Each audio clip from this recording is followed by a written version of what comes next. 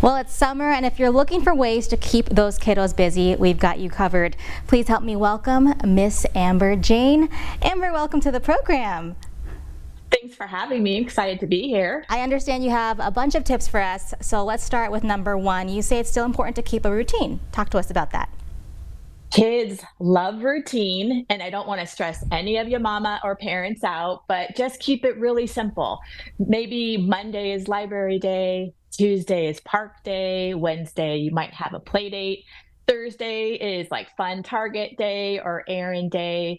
But they just know what's coming, and then it makes it simple for you as well just to plan your week. So you're always doing something little, something fun, and getting out of the house. Well, Amber, this next tip I love because I feel like even as an adult I need this. You're saying it's important to have an activity corner. Talk to us about that.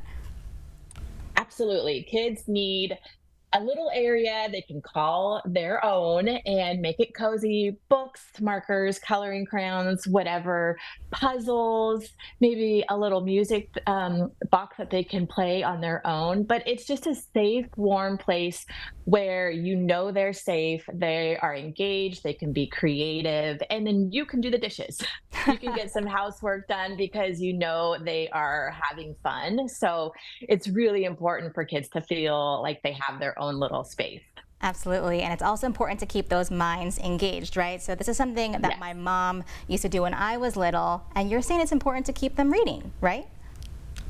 Yeah, exactly. Keep them engaged. And then reading is huge. So they may be too little, they don't know how to read yet, but having some sort of book challenge, like maybe if you read 5 books together, they get a little prize. Or you have a little chart on the fridge and you say, maybe we can read 30 books this summer.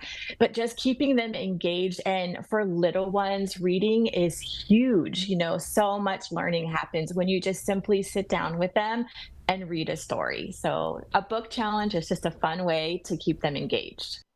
Now, Amber, this next tip is something that I have never even heard of, but I think it's brilliant because you're engaging other families. Walk us through this next idea.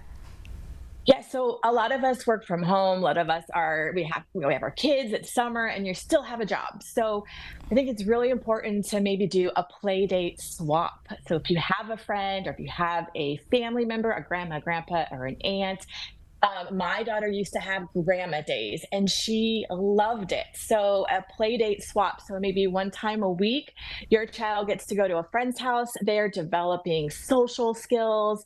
You know, they get a break from you as well, and they get to create friendships. And then the next week you swap. So it's just a really great way for kids to learn so many different things, because little ones especially, it's really important for them to know that you're always going to come back for them, but it will also give you a little break to do errands or whatever it is you need to do. And swapping, it's just a really great free easy way to have some childcare.